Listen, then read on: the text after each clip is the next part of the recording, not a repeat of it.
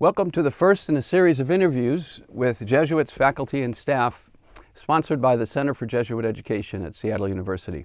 My name is Pat Kelly. I'm a Jesuit and I teach in the Theology and Religious Studies department here. And I'm just delighted that our first interview is going to be with my good friend, Father Pat Twohy. Even though he's my good friend, I do need to read a little bit about his life to let you know what he's been doing. Pat has lived and served the native peoples of the Pacific Northwest for over 40 years. He's lived with the Swinomish and Tulalip tribes of the Coast Salish peoples for the past 25 years, and with the Colville Confederated Tribes in eastern Washington state from 1973 to 1984. In 2006, Father Pat came to the Seattle area and has been living in Campion Hall at Seattle University. And he's also been closely associated with the founding of the Indigenous Peoples Institute here at Seattle University. Welcome, Father Pat. Thank you, Pat. Now, you've just come back from the Kateri Tekakwitha conference recently. Yes. Could you tell us a little bit about that? Well, it began as a conference of Native priests and sisters and brothers, and then it morphed around 1980 into a conference that we brought all Native people that we live and work with together as well. So it's morphed into a very large gathering.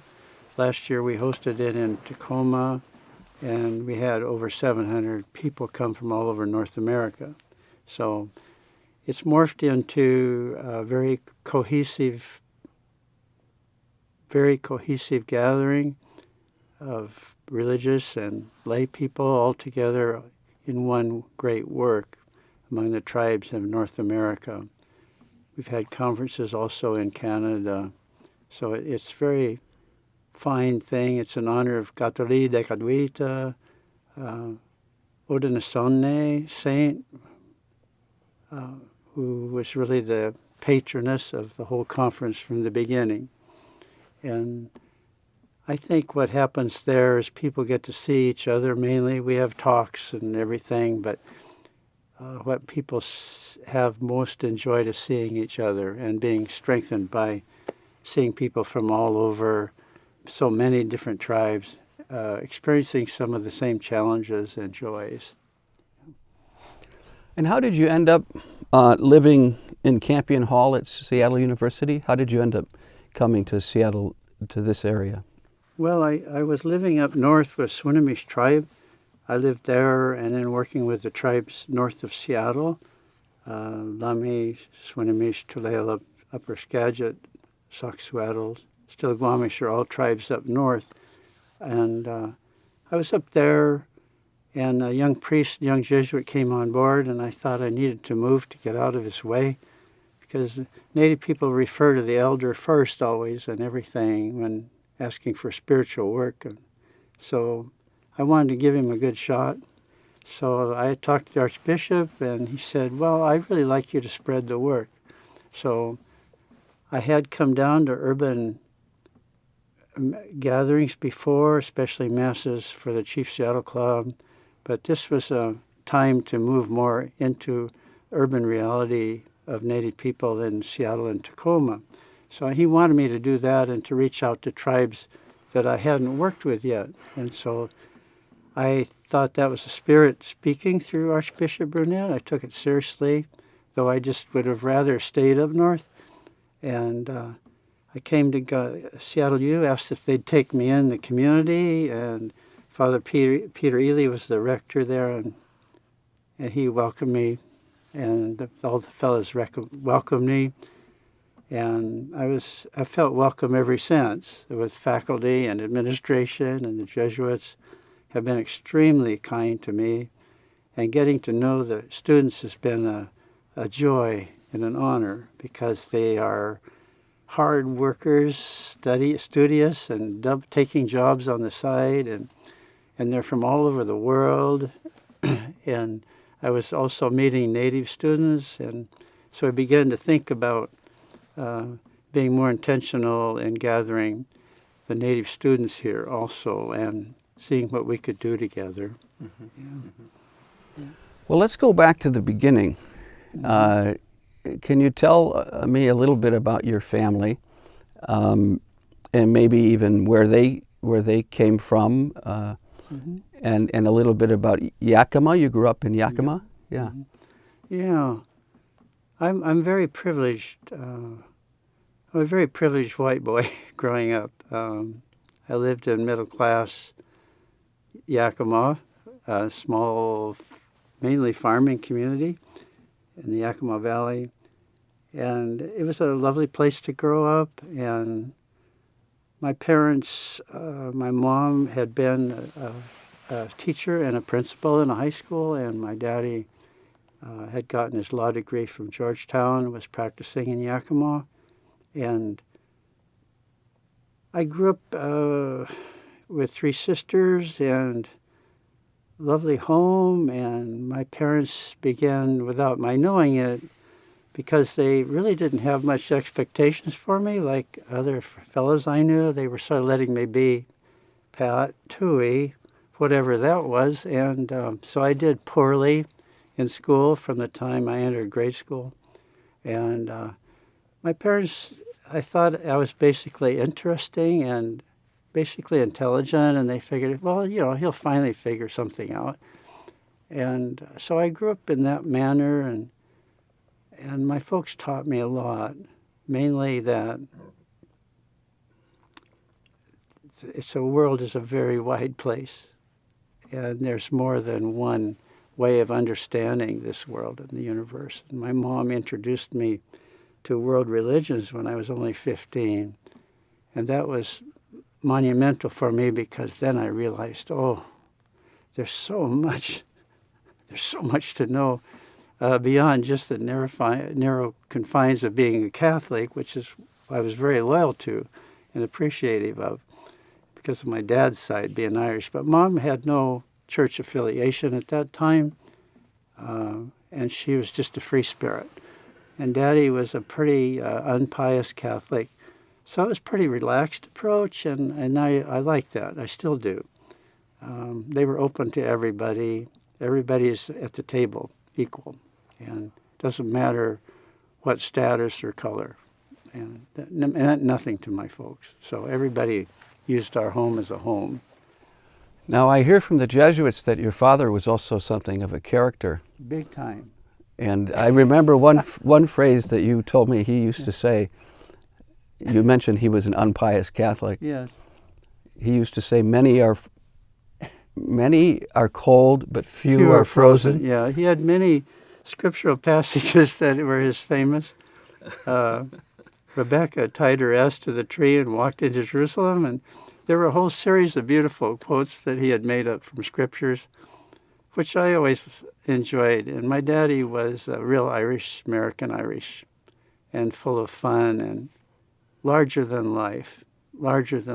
And my mom married him because she said he was the most interesting and unpredictable man she'd ever met in her life.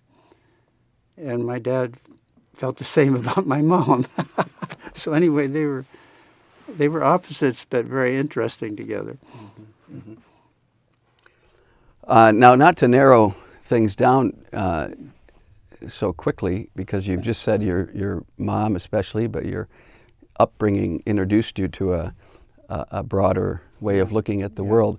But when did you first meet the Jesuits, and how did your own Jesuit vocation come about? Well, there's sort of a long one for me. First, it has two parts, really. The first was me trying to deal with life as a young man.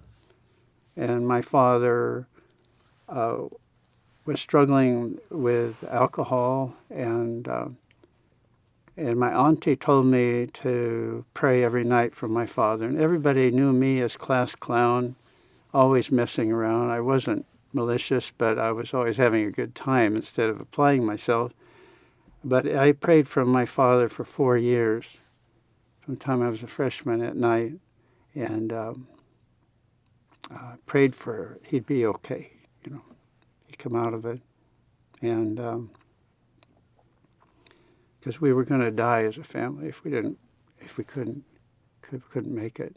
So I also, while I was doing that, I had a sense of the holy from the time I was very little and was drawn to it. And I felt it. I was a lousy altar server, sort of late in that game, but I felt really a lot when I was around, especially when we did funerals and the awareness of the holy and death. Some of the big things were touching me, and that you could reach out to others. Jesuits were coming and going in the house because my dad went to Gonzaga and Georgetown. They loved my father, and they'd come by and they smoked cigars with him and drank whiskey. And I thought, these guys are normal human beings, and I find them very intelligent and fun. And also we had a Chinese missionary that was my dad's adopted brother, and he was a saint. He didn't drink or smoke cigars, and he came from China once in a while, and he was a mystical being, speaking Mandarin and writing in Mandarin and the history of China and Catholicism. So I saw that whole range of Jesuits, and then I went to high school, and I met Jesuit teachers then. It was Jesuit, small Jesuit school, and I liked the young guys because they were virile and fun and always disciplining me all the time, which was sort of a game. And but a lot of them realized that's the way I am. So I had a good feeling for Jesuits. When I was interviewed to enter the Jesuits, I was asked that, have you thought of other religious orders? And I said, what religious orders? I grew up in Dawson Parish, but I didn't know any other religious orders. So there was only one, as far as I was concerned. And they okay, you know.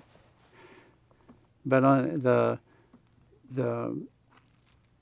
that's the Jesuit connection. And they were touching me, even though I was messing around all the time and they didn't think I was serious at all. I was praying for my father at night. And I'd say a rosary and prayer book prayers that my auntie gave me every night. And I also asked, what do you want me to do? Because I thought I was being drawn to something, and nobody knew about that side of me. My family didn't know, nor my buddies or anybody. But I could feel it inside. So I knew something was brewing, and I asked for my dad's freedom. And I asked to know what I was supposed to do. Was I supposed to join the Jesuits or not?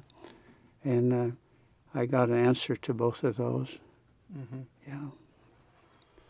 And your dad's freedom came eventually. Yeah, my daddy, came. We had a terribly tough encounter, and my dad quit for us. Mm-hmm. Said, I quit for you. Mm-hmm. Yeah. Mm-hmm. And then I'd gone on a retreat in Portland with my guys, my class, and they brought a lot of beer and a lot of cards, and they were just going to mess around the whole time, and that was what I was known for anyway. But I felt something going down there, and then I got into the first talk, and I saw the Jesuit come out, sitting down, handsome guy, I'd never seen him before, and he started talking. I'd been to many Jesuit retreats where they just scare the hell out of you, to try to make you shape up. And he started out really differently and just was stressing how much Jesus loved you, each person, and what he was willing to suffer for, to show you. And that's when I had my first really powerful vision, and it was so strong, it knocked me down to the floor, and I was weeping. And I didn't know, it felt like somebody had run a lance through my chest. It was all love. The love was so strong. And I just stayed on the floor and waited for everybody to leave. And the guys thought I was messing around, but I didn't care, because I'd seen him, and he was telling me something. And so then I realized, oh my God, that was the sign. If I'm loved that much, then I want to give back. I want to give back. Yeah. And that was the way of giving back at that time. Was it that you would enter the society? Yes. Yes, that was my road. And none of the young Jesuits believed me, and they'd laugh when I told them I wanted to do that. And I went through all of them, and they all laughed, said, "You're not pulling my leg, you know. Get out of here." So I was a little disappointed. I didn't realize I was that bad. And then finally one young priest said, I know you. I think there's something in you. Otherwise I would have called it a day, you know. Nobody believed me. None of the Jesuits believed me, which says a lot about me.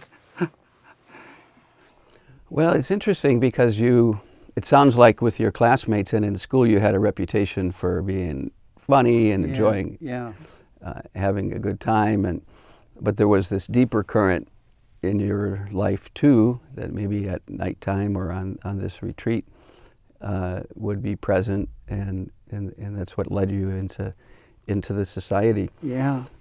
But I'm also aware, you know, when we're together and there's so much laughter, and so I also think it seems like your dad's, you know, sense of humor, and that is still very much a part of who you are.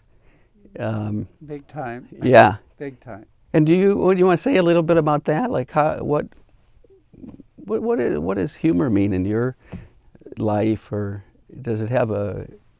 I suppose the humor, I can be very depressed and very sad and melancholy, as you know.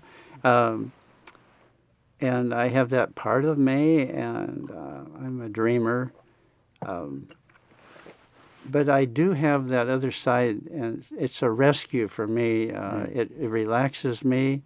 I've always thought of the absurd as entertaining for me. So if I was in boring classes in college, I would just think of the craziest things that would go on, like a lion running in and eating the teacher, things like that. And it was always relaxing for me, and it would keep me from just falling asleep.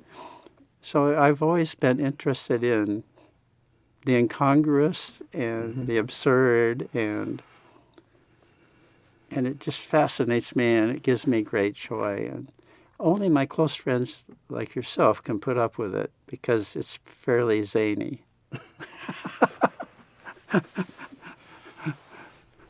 It's wonderful. Well, it's wonderful. Thank you. And it helps me to lighten up, as well. Yeah. So how about your, maybe we could call it vocation within a vocation, to walk with and share life with the Native peoples. How did that develop? Pure intuitions. I have absolutely no idealism about something like that. I think with my feelings, and I had gone out to the res a couple of times when I was in training during summer times, and probably was planting seeds, because I love being there, especially being out of the classroom. And I was supposed to teach catechism. That was in Fort Belknap and on Omak Mission. And both places I did the same thing. The catechism was a total disaster, and we shortened it as much as possible. The kids were bored, I was bored and incompetent. And then we said, let's go. And we go horseback riding, and chewing tobacco. And one of the kids, like when I was in Omak, my first res experience, I had a boy named Bob Louie he wanted to ride behind me all the time. He was only probably 9 years old. And I'd be with these young Native, and I began saying, oh, God, this is life. This is real life. It's raw. And they come from hard things that I didn't really know how bad it was at times and how good it was at times. But they come from raw life. And something about it planted something. And I'd meet Jesuits, Native people over the years, off and on. because Tom Conley, my mentor, used to invite them to the house when I was staying at Gonzaga. And I'd see these elders come in. They were impressive to me. But I wasn't thinking. One morning at breakfast, I'm in campus, supposed to be head of campus ministry at Gonzaga. I turn to Tom Conley, and I just say, I want to go to the reservation. And I had no plans. I had no plan of saying that. I was sitting there with Thomas. I want to go to the reservation. And he said, what? Are you nuts? What's wrong? And I said, no, I want to go to the res. And he realized I was serious. And he said, okay, well, Nispiel, I'm on the Colville. There's no priest there. They're just, why don't you go there? I said, I want to go there. I didn't know anything. But that's the way I am. I just felt, want to do this. Mm-hmm. I felt, I want to do this. And when I mentioned it, I was there 2 months, and I said, no, I really want to do this. And it was a tough 2 months. You were at the reservation for 2 months? Yeah, I was in Nispiel. I didn't know anything about anything. Uh-huh. I had never been around so much death and violence. And in 2 months, I saw everything. And because the priest is important to the people, you're called into everything. And I wasn't used to it. So it was a hard 2 months. And then I wondered, could I actually be here? A white guy and a church guy and all this stuff. And the Indians are the cowboys there. It's all tough, pretty tough living in loggers.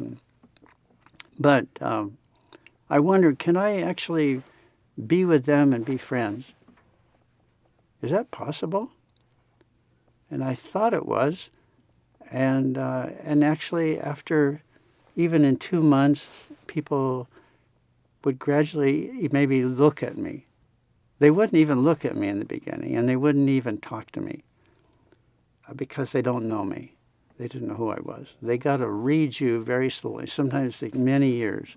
One grandma didn't talk to me for 8 years, and finally came out of the post office, and she started talking to me. It was like nothing. But they watch you, and they want to know who you are. And are you going to stick around? Are you going to be here? Are you passing through?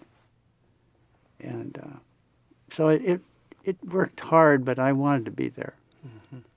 And it helped with my provincial then was Ken Galbraith, and it helped then that Arupe was saying that's where we should be, mm-hmm.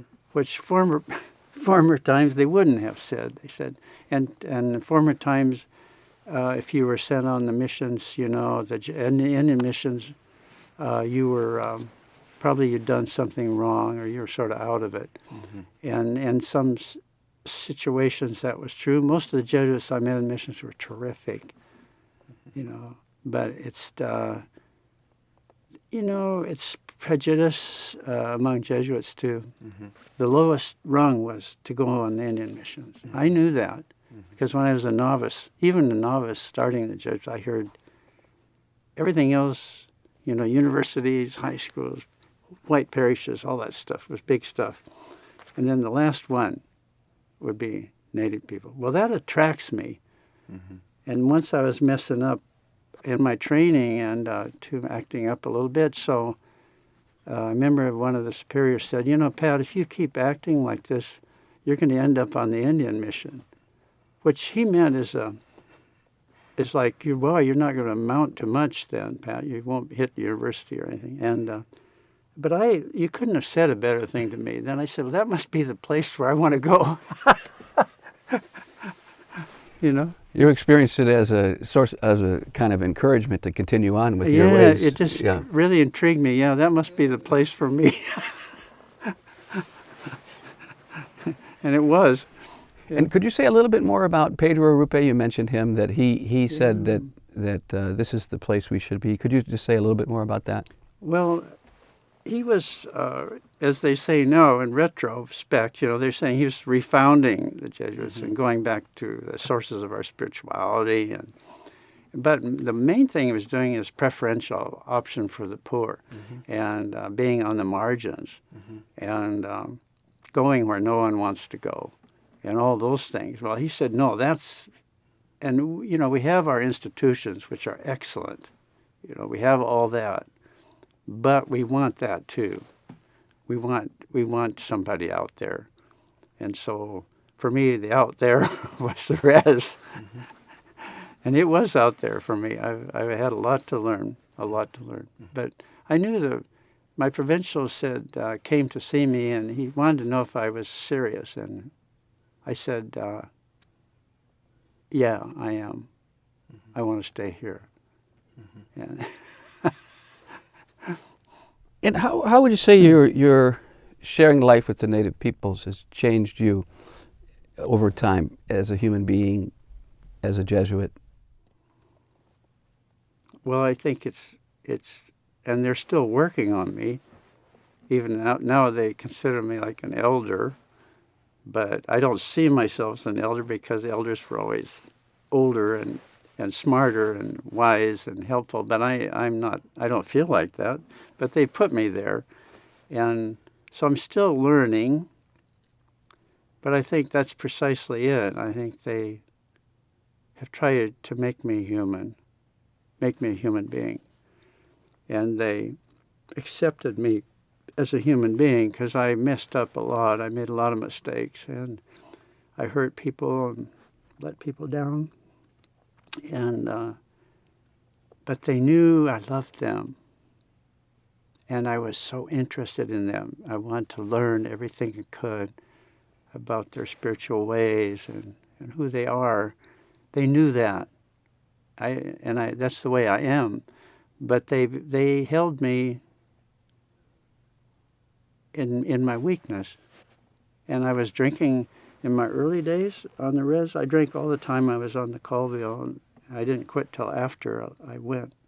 And they put up with that.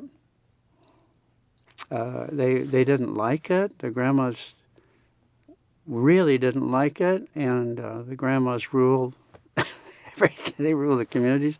And I didn't know I was offending kids until I was, oh God, yeah.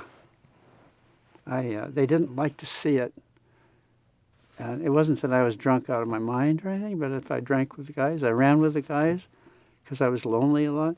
I loved being with guys. And it wasn't until Billy Joe was walking down the street in Nespelem, and I was sitting on a porch.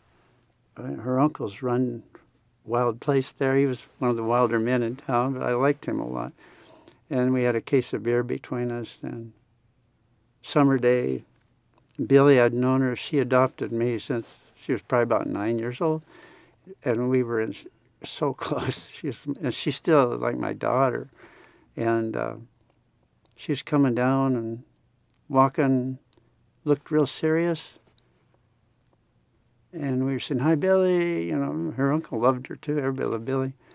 Billy never drank or smoked or nothing. And she came up to the porch and not looking at me, never saying anything, which is not like her. And she simply took the beer out of my hand and gave it to her uncle. So her uncle's sitting there, 2 beers. And I'm sitting there speechless. And she's saying to her uncle, now looking at me, she said, Father doesn't drink. And that started it was only then I realized, as I thought about that, I used to take hours and hours of walks in the woods to try to stay sane. And I realized, I didn't get it. Every time she saw me dying, because that's what alcohol means. And she loved me. She didn't want to see me go crazy and die. So gradually, I'm a slow learner, just a slow learner. And people have to intervene with me. They have to intervene. Try to keep me on the road, And I've been scolded a lot by grandmas. And it was all necessary. Yeah. best one was Clara started me out. She said, Clara Covington, who later helped me very much with the first book I was working on. And the first thing, I never met her, and she was revered, and I was just sort of song at the powwow grounds. And I said, do you think you could help me? Look, I'm working on some things for the children. And she said, if you ever grow up, you'll be a good man. That's all she said and walked away. So they could be tough, but I would drink with her son on many occasions. And she knew that. So they want me to live, and they still nowadays, after 47 years, they still say, we want you to be around, we want you to live. You know, they don't ask me what I do or anything like that. They just say, we want you to be here, we want you to be around and to live. And whenever I get sick, it hits Facebook, and pretty soon I've died. And but Chester calls me up and said, did you die? I said, no, but I was close to it the other day. But anyway, you know, it's just they want you to live and be with them as you are. I thought I should be more. I never was. I'm just me. And like Johnny Arlee said, once we were in a sweat together in Montana, and he said, and I was crying. Shit, I've gotten into a lot of stuff, and I was crying, and he just put his hand.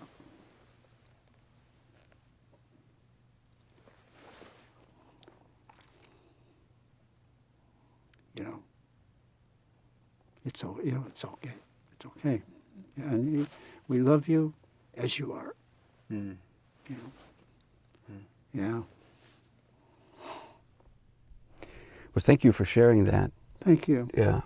Thank you. So when you've talked with my students, you have shared with them how for many years when you first went to Colville, that it was very difficult for you. And I think there was a lot of suffering that you were seeing, and the dying, and the struggles of the people. And that somehow over time that, I don't know if that changed or became something different, or could you just talk a little bit about that? Yeah, I'd love to. In my early years, I can remember going to a funeral. I was asked to cover I worked in 3 communities, and I was asked to go up to Omak. I used Inchlium, Keller, Nespelem were my places, and then Omak, another J, was up there. But he asked me to cover for one more funeral. I'd already had probably 3 funerals that week of young people who died, and I wasn't feeling great about it. And I went to this funeral, and I remember standing. It was a winter day. The graveyard is very rocky there. It was hard to get the casket in there. And I remember standing there and said, I want the next one to be mine. You know, next funeral is mine. I mean, I can't do this anymore. I'm too hurt, and I can't do it. And I really wanted to climb right in there. And so that's how intense it could get at times, and how, especially with the death of the young and my friends, you make a friend and then something terrible happens. And I was, without knowing it, I just lived in a type of despair without knowing it. I was just thought, well, this is normal, you know, toughen up, get through this. And every death is like getting kicked by a horse in the stomach. And but something else was happening subtly. I began to realize that it's an honor to be asked to help when all hell breaks loose and losses. And Secondly, that the appreciation grows for your being there, and you bond with the families. And you start bonding with more and more family because you go through the hardest stuff with them. And it bonds you together in a way that nothing else could. Death binds us together. And everybody comes for the family, so you're there with everyone. And they appreciate you for that. And I could feel that. And I could feel, the beginning of love, which I couldn't accept then because I thought I was sort of a mess and a failure, or not doing enough. But they were starting to try to tell me, that they liked me and loved me. And some of the families began to include me as family already in my early years. And I would say that pattern went on for a long time. And I don't think it was till maybe after 30 years, the end or so, and I'd come over to the coast, and so we deal with some of the same realities, for sure, on the coast, and the death of the young and hard things. But I began to realize that in the midst of it, there's this gift of love, and the binding together in love and respect, and that's a greater reality than death and loss. But that took me a long time. And even just last week, I did a funeral for a little boy. I baptized him, and he's probably he was 26, and he OD'd heroin and had been in treatment center. And that happens a lot. You get cleaned up, and then you take another hit, and you go down. And he was a beautiful boy, sweetest boy, great family, major extended families on his mom and dad's side. So you get the call. One grandma called me on his mother's side, and I said, "Well, I'll be there. I'm coming right now." And you just go, yeah,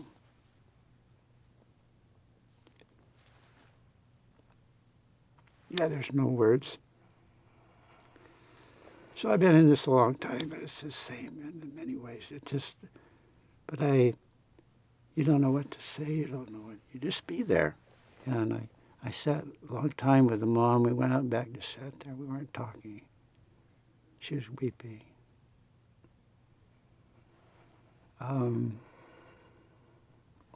But there's another side to that. There were 30 people there, and then 40 people there, coming, bringing food. They set up tents outside. There's not enough room for people.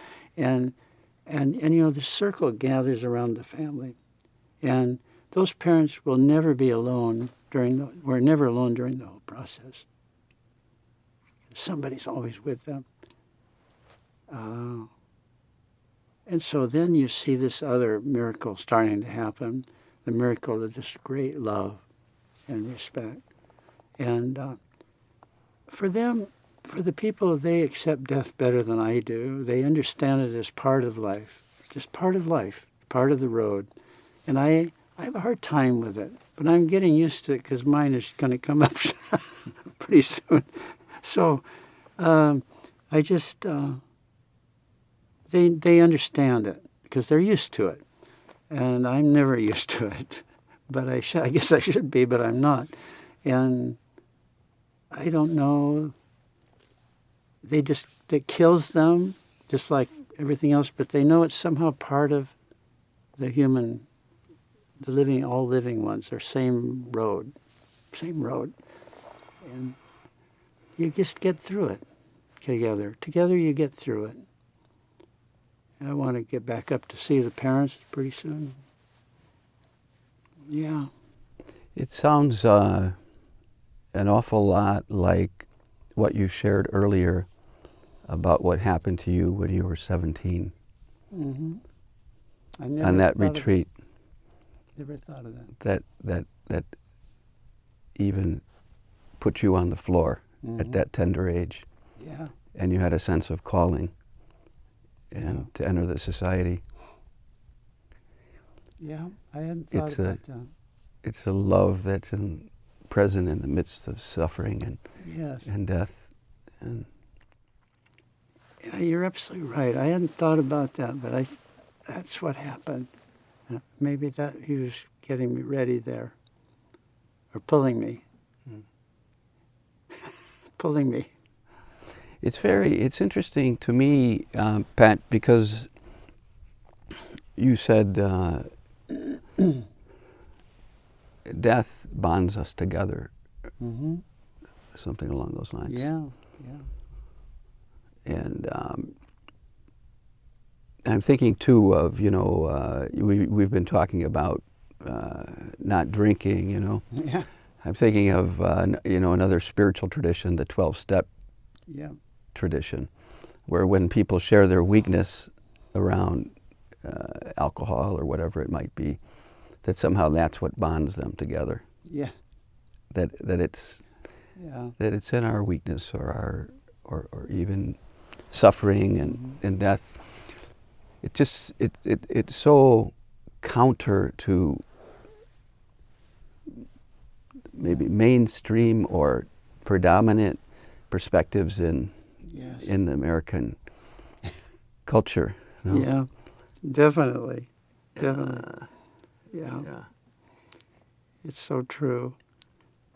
Because we're all broken and we're all vulnerable. Maybe it's partially because we're all trying to win Mm-hmm. or stand out, be better than the other, that Yeah. we don't feel connected to one another or have a sense of community or connected to the holy. We don't feel connected to the holy. Yeah, I think that's the way he pulled me in, and I'm still being pulled, but I'm attracted to people who everybody else thinks are invisible or not worth anything, because I know that within them there's a treasure hidden from the world, and I had that for all the way through. I think, I find myself there because I'm vulnerable and I'm broken, and I recognize it as something holy. Seems strange. It's somehow the presence of the holy. It's not in pomp and circumstance or status or anything. It's in the most humble that the world cannot see. And the folks are really good about it because they never let you get up very high. If they think if you think you're separating yourself from them, or you think you're sort of getting an inflated idea of yourself, they're ruthless. They have so much. They kid you all the time, and they immediately get you leveled out. For instance, one of my favorites is Mariah Moses was a magnificent, fierce, powerful grandma at Tulalip tribe, and she took me. She liked me. She liked people or she didn't like them, and you knew it immediately because she'd tell you, I don't like you and I don't even want to see you. And then if she liked you, said, well, you can come in and sit here for a minute. And then you say, now you can leave because I want to watch the ball game. But anyway, she was the one who told me this story. And there's a lot of coyote stories, a great mythic figure among tribes on the coast and the plains, everywhere, everywhere. And a great puzzle because he's magnificently spiritually powerful and and he does a lot of stuff in shaping the earth and all the stories and taking care of the people. And at the same time, he's vain, really stupid at times and vain. And the story she told me, she said, Coyote was walking along and he thought he was at his prime, you know. He looked really good and he's beautiful. And he had a great tail and everything. And he was proud of himself. And there was some beautiful young native Indian gals, and they were looking at him, and they were doing this. Because in the old days, I think we lost this, but in the old days, if they started to laugh about something about you, they go, the grandmas used to do this, the old timers, they go like this, because they didn't want to let you see they were laughing, you know, because they were very polite. They'd look at the floor and laugh, and like, oh my God. So I used to get some of that. So anyway, they were doing this, and he thought, they are so attracted to me. They think I'm so gorgeous, and they're just overwhelmed with me. And he kept going back and forth. Same thing happened. And finally he went up on a little rock, and he was standing there, and he just turned around, and on his tail there were great big clumps of shit hanging there on his tail. And then he realized why they were paying all this attention to him. And she would tell me this story, and then I'd go for years, and then I'd come in, and she'd tell me that story again. And then I'd go for years again, and she'd tell me that story again. And it wasn't that she was forgetting it. It's just that she wanted to remind me who I was. You know, don't think you're such hot stuff, you know. Never think you're hot. Because she knew people praised me and liked me and stuff and everything. But no, she's reminding me very much. They don't let you get very high. And yet, you were saying earlier, some of your, you know, the ways that you've been changed by your being with the people is that you know that they love you just as you are. Yeah, yeah. And maybe just as you are is with a little bit of that dung on your tail. That's part of the picture. Definitely. And it's okay. Yeah, it is. And then, you know, and yeah, she loved me so much, and she didn't love everybody, but she gave me love, and she waited for me. They called me in the morning, and I was up north, and they called me it must have been about 7 in the morning, and I was going to go some other place, and they said, you know, Mariah, this is it. And I'd been with her. She was gradually dying, and she was always funny, always saying crazy stuff. And they said, this is it. And so I said, she's, you know, I'll be there. Oh, I had another funeral. Yeah, I had another funeral that day.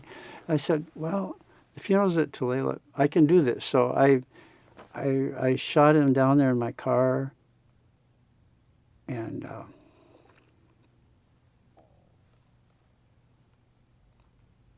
they say,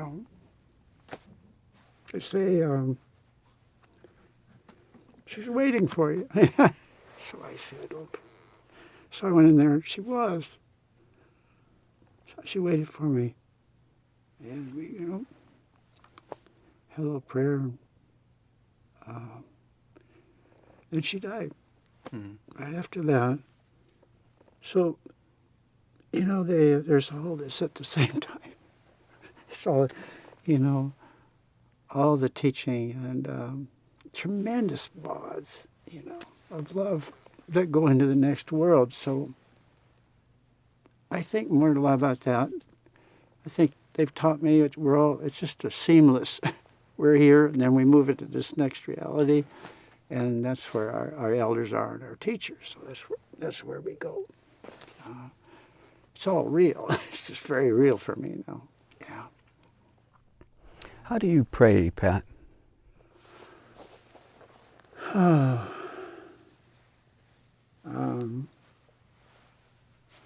Gosh.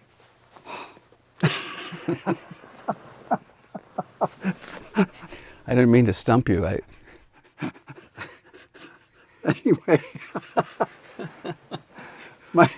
anyway, it's morphed. Don't consider myself a very great prayer, and never been disciplined about it, which is typical of me. I'm not disciplined about anything, but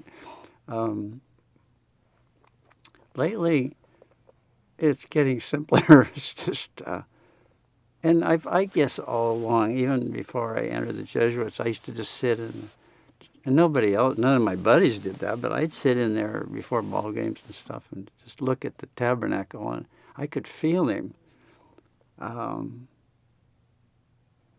Jesus, you know.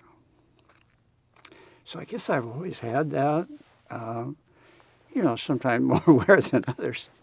And then sometimes he really lets me know he's there. But I think now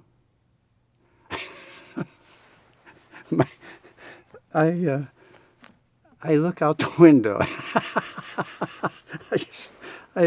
I get a coffee because I'm comatose in the morning. I do my little morning workout, and I wake up a little bit, and then I have some coffee. And then I have a little balcony, and I have trees and flowers and all this stuff out there. And then I have outside, luckily, I have trees and things that remind me. I sort of forget I'm in the city. And I can see Sky Mountain. And I just look. You know, and somehow I'm not attracted to pick up a scripture. One of my mentors, Pat O'Leary, said, who's one of the finest men ever, as you know. Yes. And he could go with me, which I don't think everybody could. But he said, so you don't you don't read the scriptures, or you don't, because that's pretty normal, or read the Psalms or something. And yeah. I said, no, I just look out the window. And then he laughed, and he said, oh, yeah, okay. And then I said, sometimes the great thing is sometimes I understand something, or something comes to me. And then the big gift is sometimes words come to me. And he said, well, you are the psalm then. I mean, you're writing the psalm, because it's all about the spiritual world. So that's what I write about. And so he said, you're not reading them, you are them. You're just being one. You're responding to this, all the living ones, and then seen and unseen world, and then responding to the presence of the Christ in it, and the Spirit, and the Holy Ones, and everything's there. So I've learned that everything's there, and then you are it. So don't worry about it. Don't worry about getting the reading done, because I never can get past our favorite one that we share is I was helpless, so he loved me, from the psalm. I love that. I could say that over. That's all I need. And then the other one is, you know me. Another psalm. You know me. You know when I sit and stand. You know when I fall down. Even if I fled to the edge of the sea, you'll be there, holding me. I don't need anything else. I just don't. I don't know what else there is. It's just beautiful. And the words that are given to you, would you at times use those in writing or in a talk that you're going to give? Yeah, they show up. And I think the Spirit, I can't generate them. He just gives me the opening line. Or he gives me a couple of lines. Sometimes I wake up with them. And I said, well, I'm given these words for some reason. First of all, I enjoy trying to write them, follow the lead. And then sometimes I go on for a bit. And then never very long. And then it does show up. Sometimes then somebody will ask me to talk, or I'm working on another book, so very slowly. But eventually, and then I can share that with them. It's like from my heart. And it's all in appreciation of the folks, mainly, and their spiritual way. Is that what your books are about? I mentioned two books in the introduction that you've written. Could you just say a little bit about those books? What are those books about? They came to me. I'm always supposed to be doing something else in my life, and then I do something different. And I was supposed to be making a 30-day retreat, and I started having this book, and it just started coming, and I thought, oh God, well, I'm supposed to be doing something else here, some kind of a meditation or something, but these words are just flowing, and so I started writing them, and then I went to Joe Conwell's, my spiritual father, and I said, I sort of feel guilty, but I'm getting all this, it's all coming to me, and it was all about the spirituality of the plateau, where I was staying there because I was Colville Res my early days, and the sayings and teachings, and then how it fits together with our way of looking at things through the sacraments, and our way of praying, and how does it all go together? Well, it's all coming, and it's just given to me. And then he said, well, go ahead. Go ahead. Just write, Were you in the Jesuit part of our formation called tertianship at that time? Yeah, the last formation is their last shot at me. Okay. Trying to straighten me up. Uh-huh. And it's, a lot of meditations and quiet. And, well, then I just started. But he knew that by then already, I'd only been with the people 4 years, 5 years, or 6, about 5 years then. They already know I was obsessed with Indians. They were all I ever thought about was the people. And even being separated them for that amount of time was just hell for me. I wanted to get back because I knew stuff was going on. That was part of the struggle of my retreat. And just drives me crazy if I can't be with them, especially when it's horrible things are happening sometimes. And he was wise enough. And other guys went on, to learning experiments, and these are all university guys. And for the most part, some were in white parishes, but they were. And I said, Joe, I do this all the time. That's my life. That's not an experiment for me. He said, I know. Yeah, I said, but could I just do the book? Wow. And he said, yeah, do the book. Yeah. And that was the book Beginnings? Yeah. No, that one was Finding a Way Home. Okay. And the spirituality of the plateau, Native peoples, and the Catholic. And it was meant to be like a catechism for the young. Because when I went to the res, I realized all the catechisms act as if these people had no spiritual history. Just the advent of the black robes onward, and then learning the Catholic stuff. So everything's that way. The black robes being the Jesuits. The term Jesuits for the Jesuits in the Northwest, who really had their place with the people. But what about, the 12,000 years before that, where their whole spirituality was being passed down and refined, and you could only pick it up gradually from the teachings. I'm not an anthropologist or historian. I'm not that disciplined. And I learned everything just sitting with elders, having tea, and I can't ask them questions because they won't say anything. But if I'm sitting there and they look at me and they think, well, he probably wants to know something, and then they'll help me. They'll say something, and then I can't ask any more questions. So I get it. I got it gradually. I didn't never read history or anthropology or ethnology. I learned it purely straight on first, and it's still the same for me. I learn everything straight on. Yeah. It has to come from them.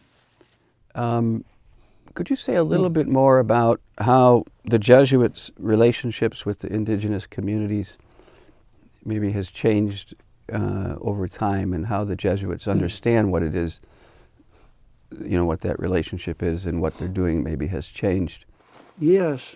The Jesuits came from Europe because they were getting thrown out of Europe. And they were going all over the world, South America, North America, Asia. They were going everywhere.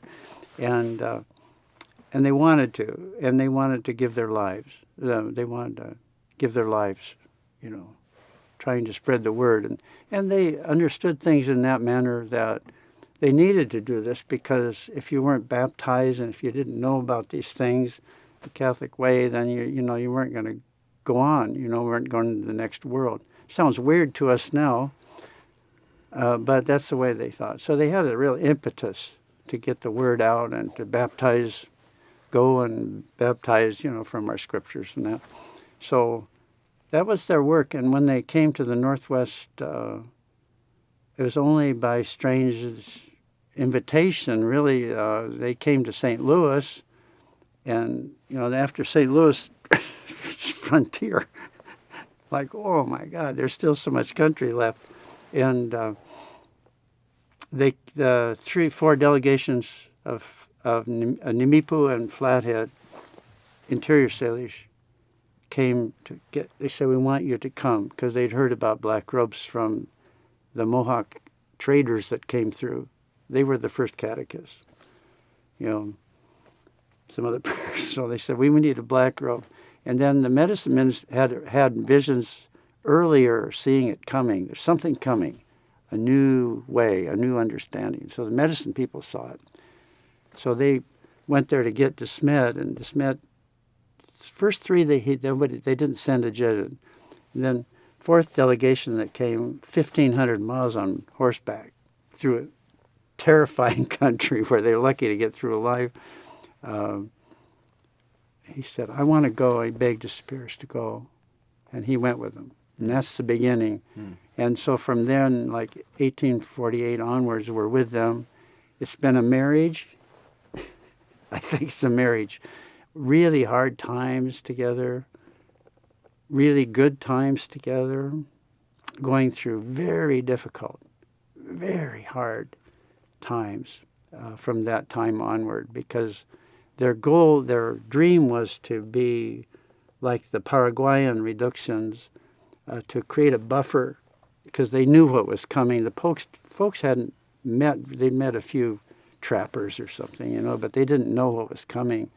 They couldn't. And their idea was to form a line of defense, and so they'd be more resistant to that. But there wasn't time. But that's why they founded the schools, founded Gonzaga U. It was for Native people.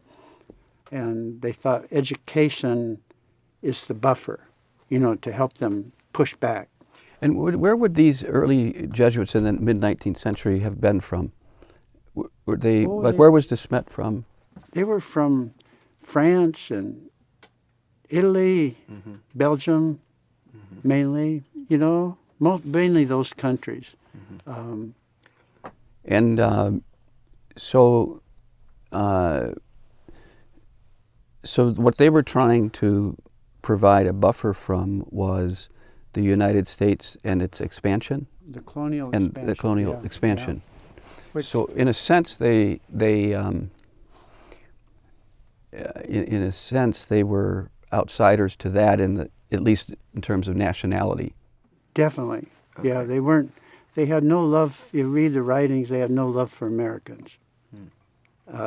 They thought they were not living up to their democratic creed. They were coming out and just grabbing land and mowing people down. And that happened. The flood of immigration just like a tsunami over them. And the U.S. cavalry, was hammering them. And, oh, man, it was tough. But then the Jesuits stayed right with them through everything.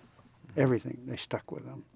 And then with respect to what you were saying earlier with regard to your book, you said that catechesis had taken place for a long time. Yeah. As though the thousands of years of spiritual teaching and the way of life had not existed. So was there a gradual sort of shift in that regard?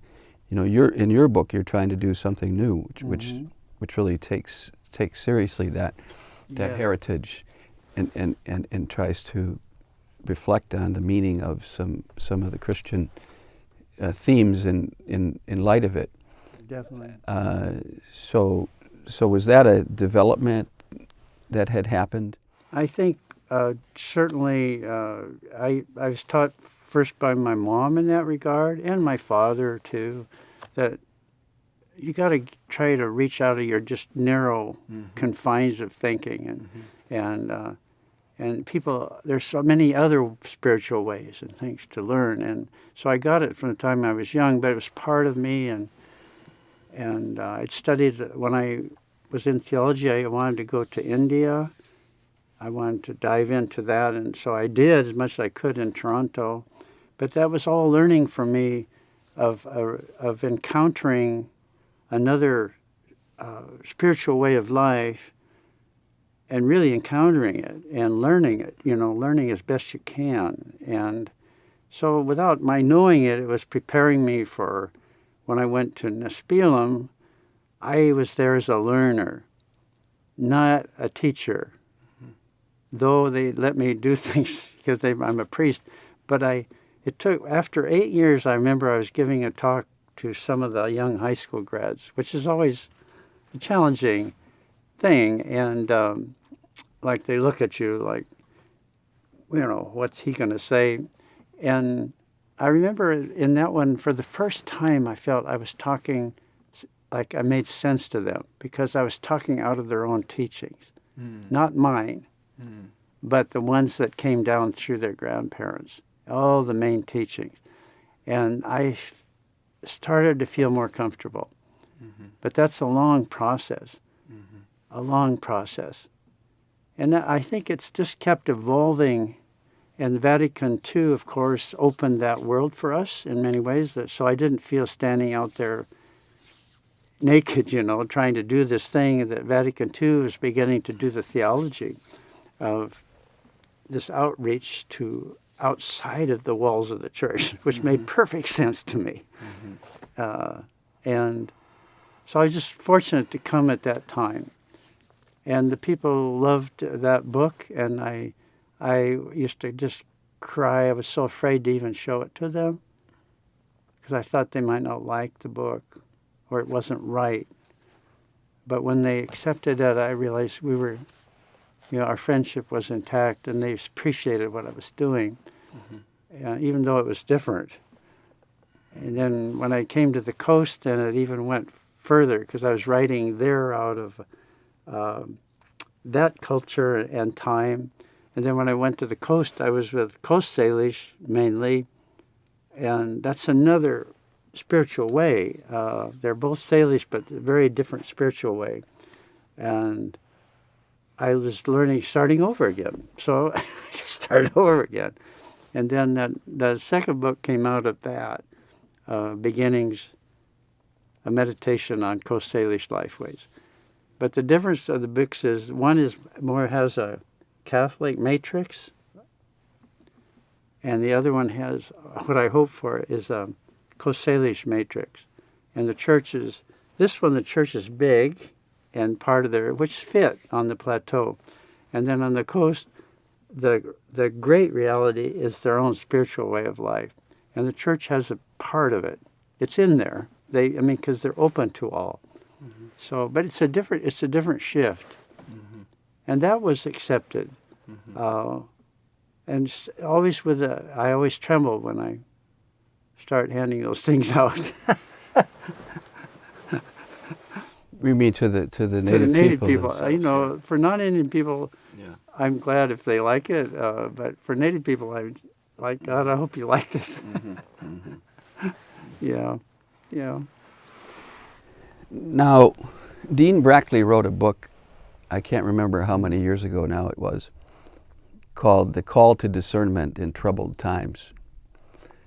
And I was thinking, boy, he missed the troubled times by about 10, 15 years. Yeah. I'm thinking of the times that we're living in now. Yes. Yes. Troubled times in the country, in the world, in the Catholic Church. Yes. A lot of things could be categorized under the heading of crisis, the environmental crisis, refugee, immigration crises. Yes. wealth inequality. Yes. And then just last week, the president, family comes from Germany, told 4 freshman U.S. Congresswomen of color to go back home, to their countries. Of course, 3 of them were born here, and one became a citizen, I think, when she was 12. So troubled times. I think as we speak, Robert Mueller is testifying before Congress. Yes. I was watching a little bit of that earlier this morning. Oh. And you can see the hardening of political stances and divisions. So I'm just wondering, you mentioned earlier, you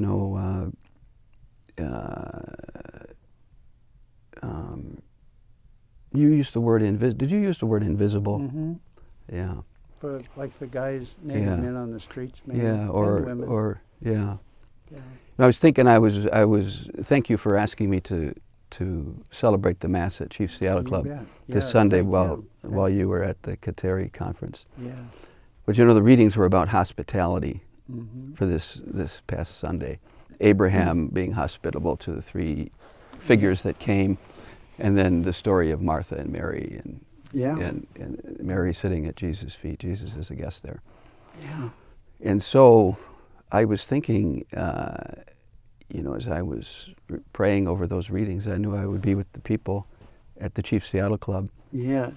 The Native American people. Gosh, how absurd it must, a lot of this must sound to them, especially a European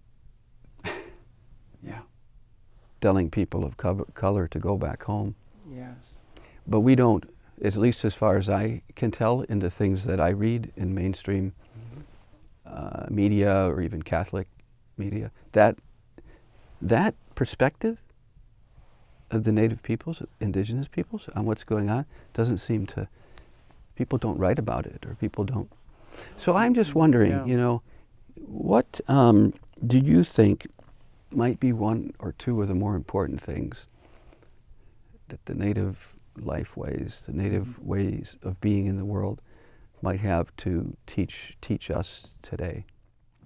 Well, it's a very, I really appreciate the question, because it leads to something fundamentally sad and disappointing, tragic. I need sometimes to be culturally specific, which is, I can't generalize, but generally, as we all know, it's been bad. It's been bad from the time the Pilgrims set foot, and it's been bad since the time the Spanish set foot on these lands which they claimed as their own, as they just claimed them as their own. This is all for us. And so the original people, and this goes right across both North and South, what happens immediately is they succumb to bugs they've never dealt with their whole lives. And so you can lose 80% of your population, and sometimes 100%. And in the Northwest, it was at least 80.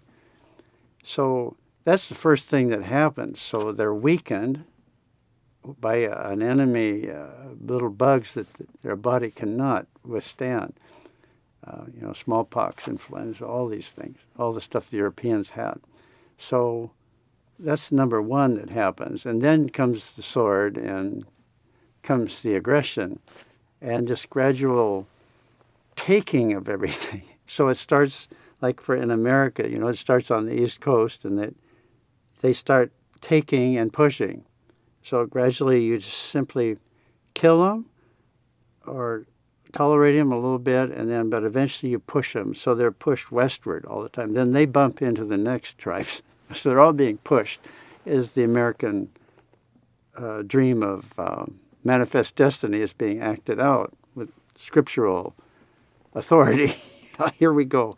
And this is the new promised land for these Europeans who were desperate themselves. They came from desperate circumstances.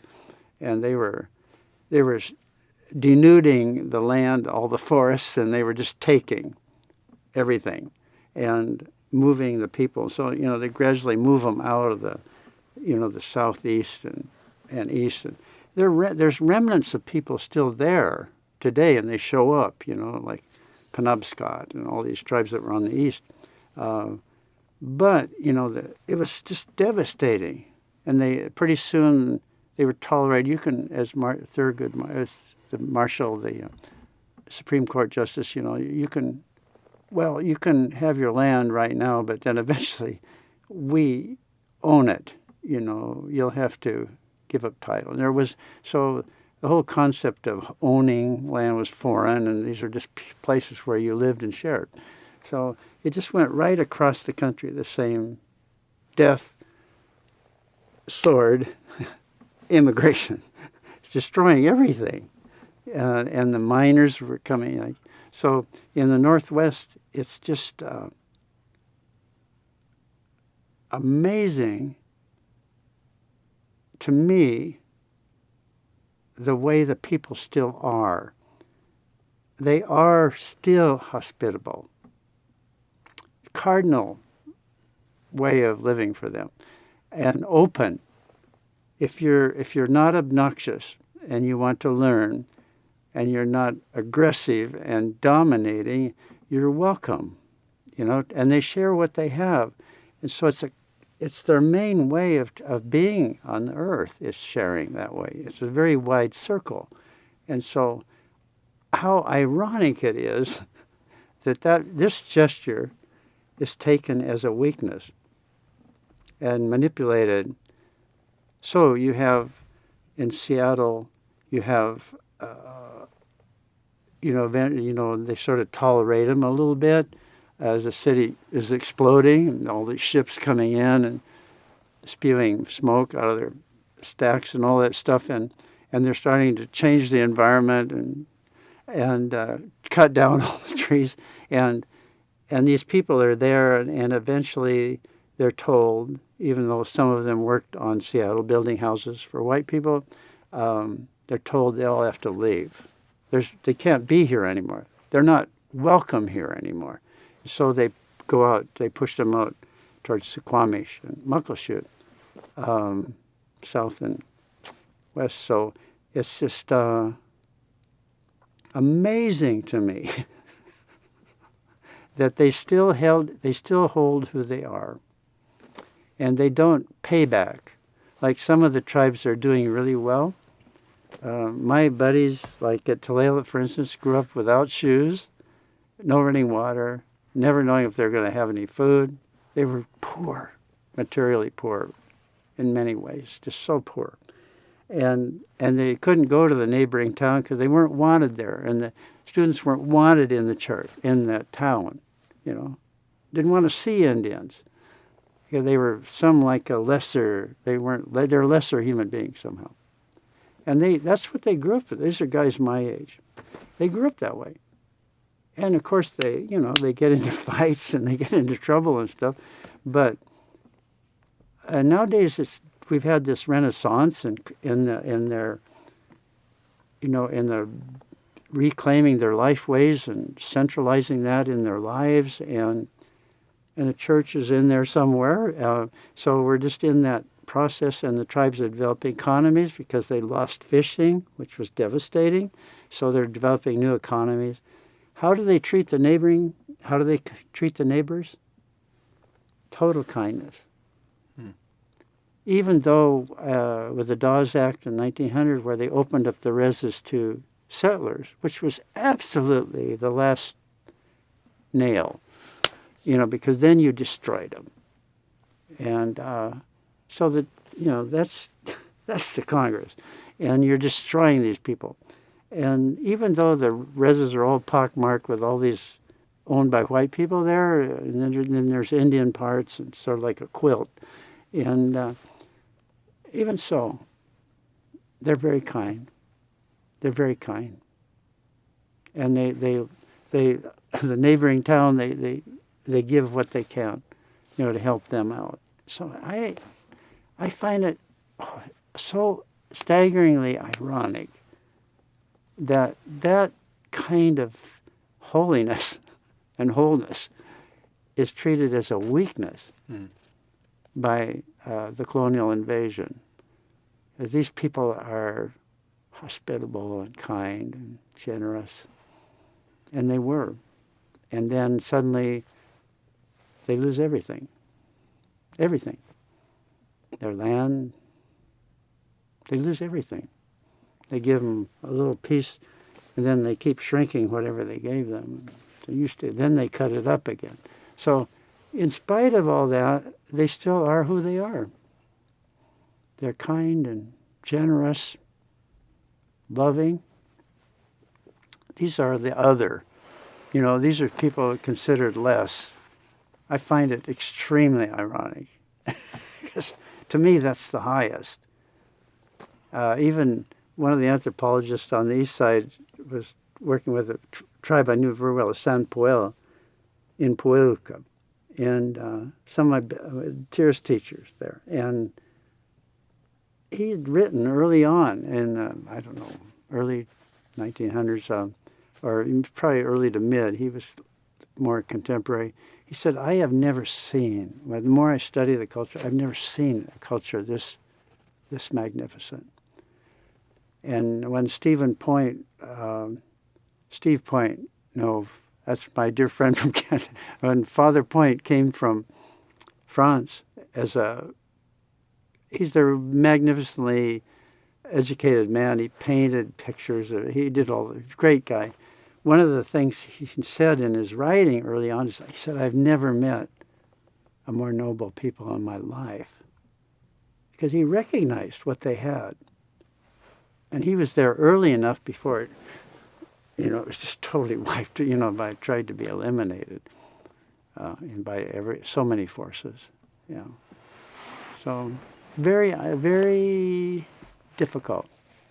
Some of the qualities that you mentioned, like hospitality, kindness, generosity, but I'm also thinking about Native American ways of being in the created world and reverence for that, and seeing that as holy seem to be some of the qualities that we greatly need at this time. Definitely, yeah. I think their vision, their understanding of like where I am, to be specific, when I was with Interior Salish, Nimipu, Nez Perce, or Coast Salish, the vision is a universe that's totally alive and communicative, and that we're simply part of, we're considered living ones,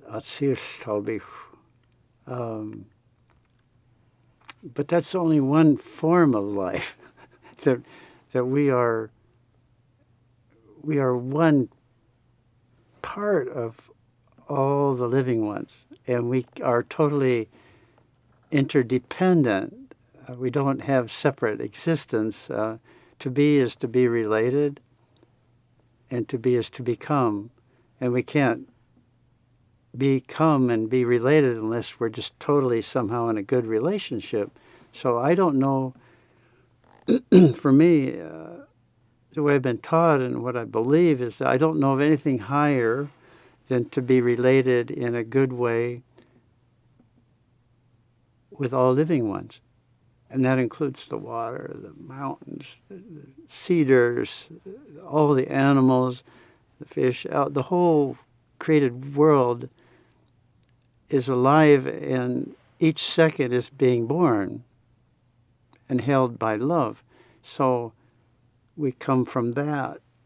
Each second we're being born and sustained by mystery, the holy, the chach. It's the holy sustains everything. And so every moment then is a revelation of love and wisdom. Wisdom beyond our human wisdom. As Bob Joe used to say, the Holy One, he doesn't think like us. we can't think like him either. It's too much of what's going on. And so we're simply on this journey together, and it's upheld by every living one that went before us, or we wouldn't be here this moment. And our life unfolds as it unfolds.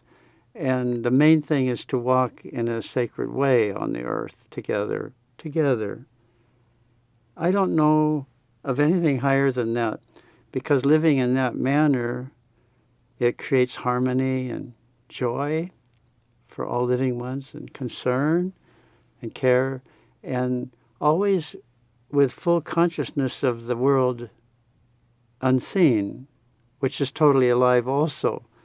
So it's so beautiful in the Coast Salish way, the way they acknowledge nobility and goodness. And if you're standing up and speaking and they want to acknowledge you, as you've said something meaningful or good, they'll just raise their arms to you.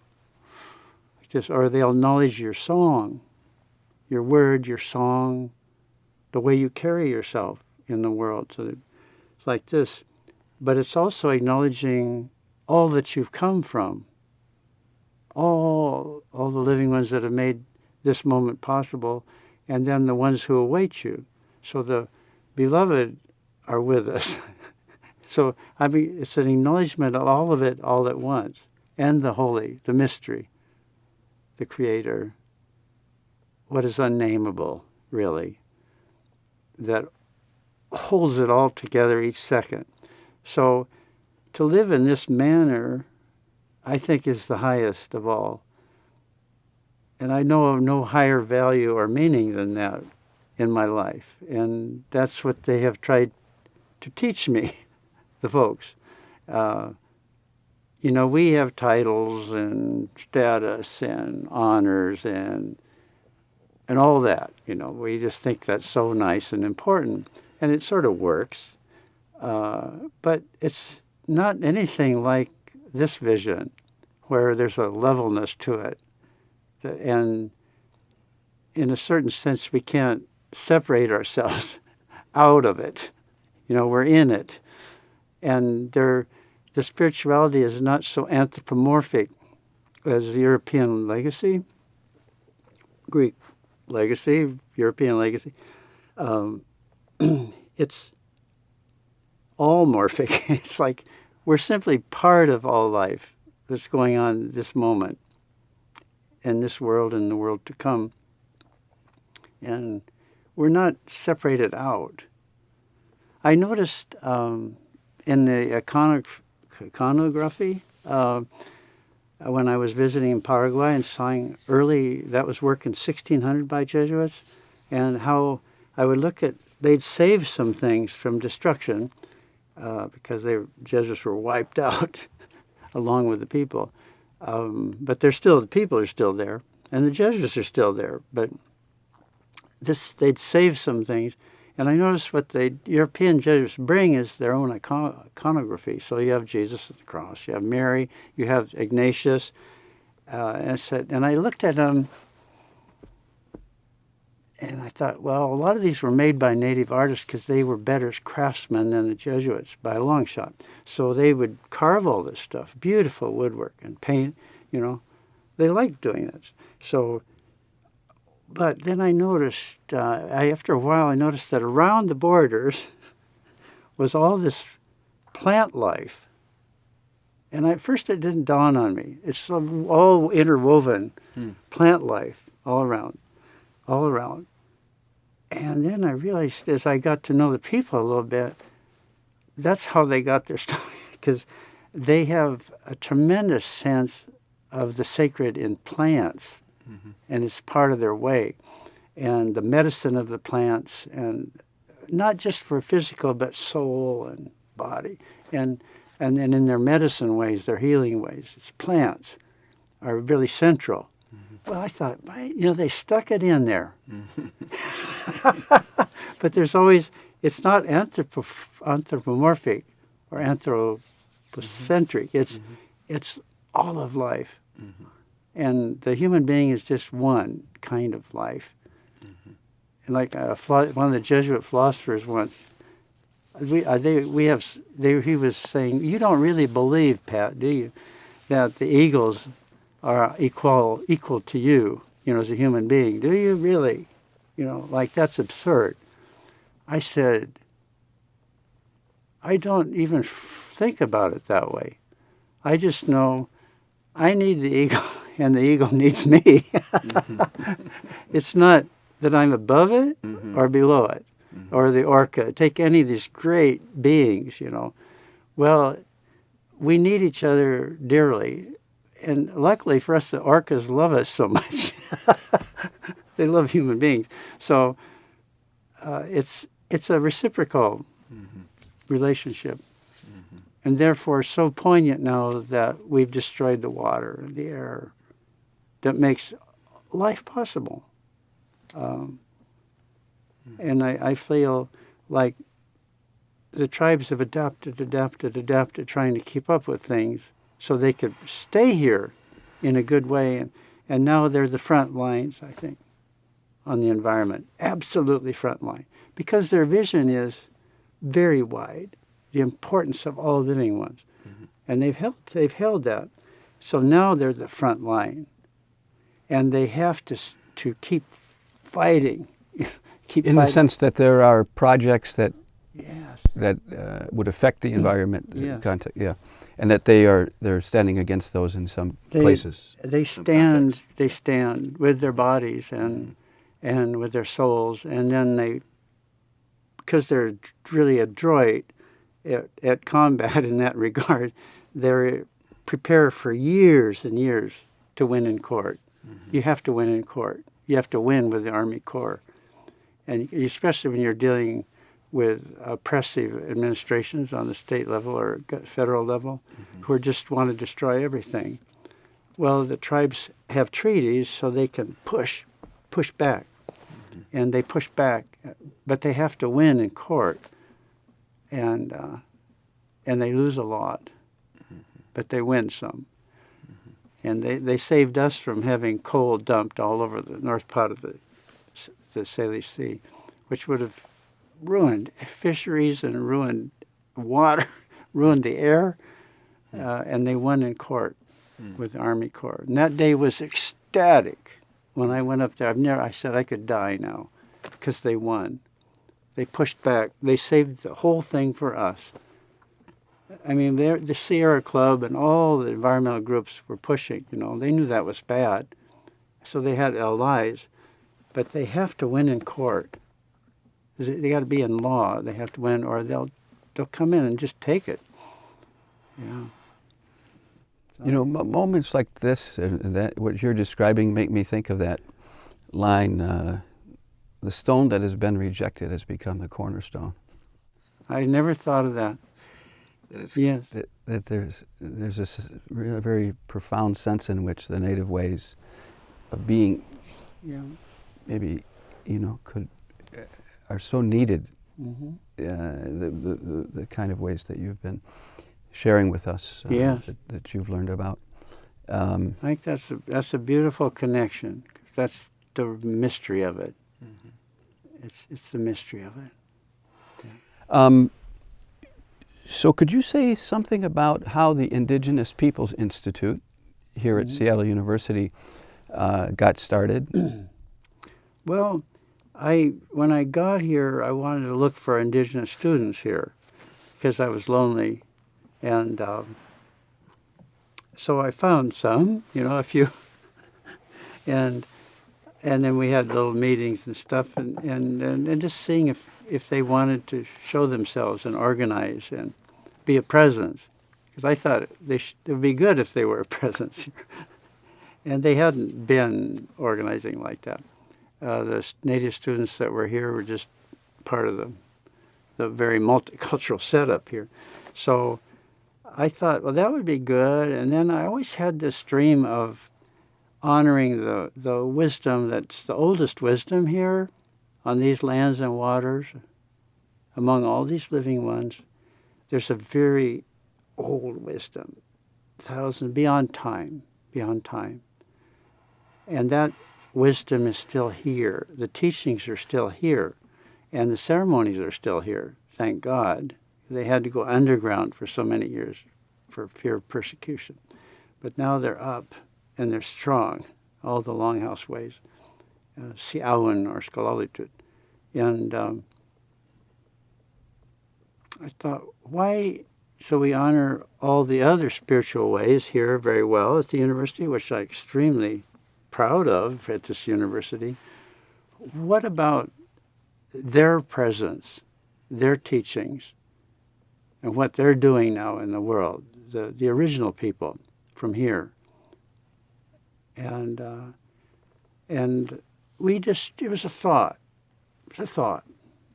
And then marvelous benefactors, Steve and Tricia Traynor, in their living room one night, they said, you keep talking about that all the time, about wanting them on an equal, honored presence here, their teachings, their wisdom. And I said, yeah, I guess I do. And they said, do you really want to work on that? So I said, well, yeah, I would. And so they said, well, we'll back you. We'll back you with a big grant if you want to work on that. So then I go to Christina, Dr. Christina Roberts, who's a native professor in the English department, and I beg her, because I know it has to come from the people. She has to be in the lead. And she was fighting for tenure and just trying to survive all this here. It's hard.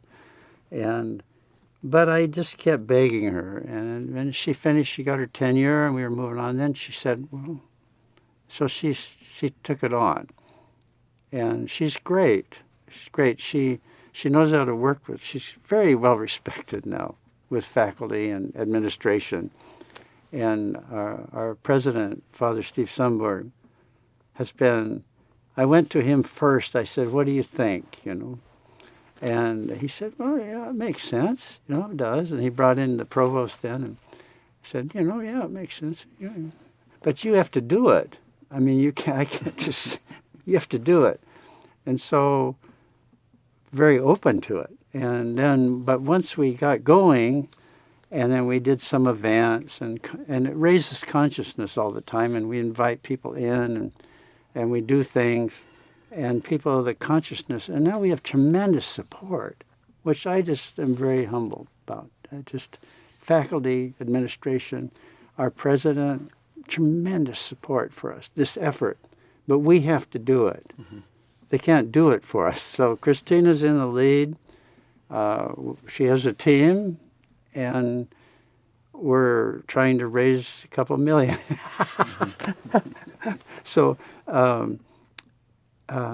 we want it to be going on forever, for perpetuity, as long as this is here. Mm-hmm. And so I'm extremely grateful for Steve and Tricia Traynor, and now we're reaching out to benefactors a lot and doing fundraisers, and it's been overwhelming, the response. Mm-hmm. So it says something really important. I think the people are aware of the people, mm-hmm. and they know they have something in them. Mm-hmm. And I remember in my early days, it goes right back to my early days, and I'd be sitting there and I'd look at an elder sitting there, the braids and penalty check, and they don't show you much. They just are there. And I thought, my God, what's in there? What is that mystery in them? And I still ask that. I stand in awe of it. There's something in them that is magnetic for me. For others, it scares them, or they're the other. They remain the other. or they're terrorized by them. Well, I'm afraid to drive. I'd be living there all these years. I'm afraid to drive through Swinomish. I say, are you serious? Are you serious?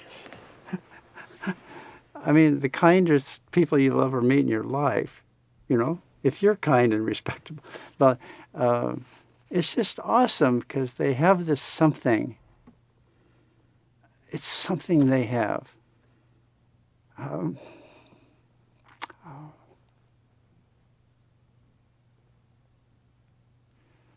More precious than anything.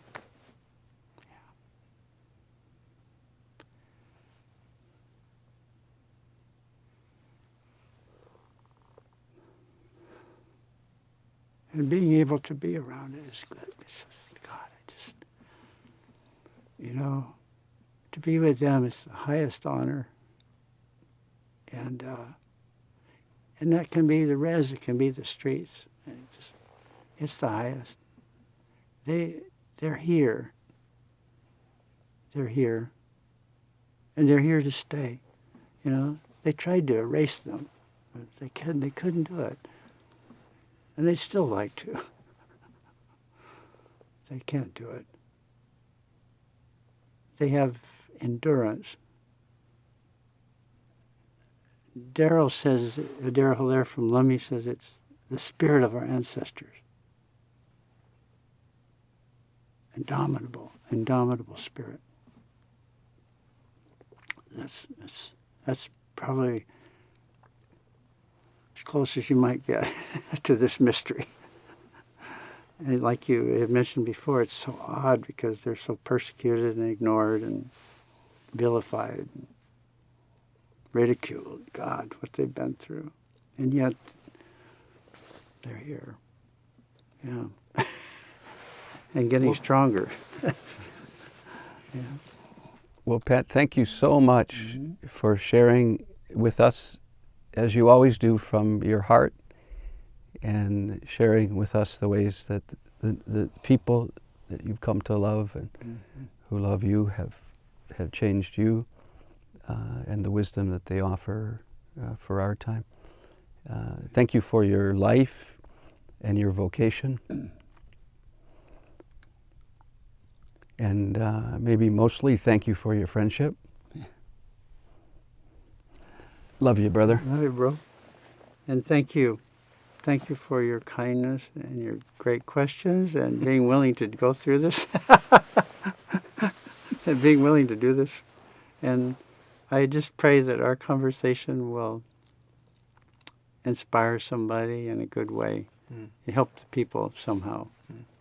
And it's a big honor to be here with you. Yeah. Amen. Big time.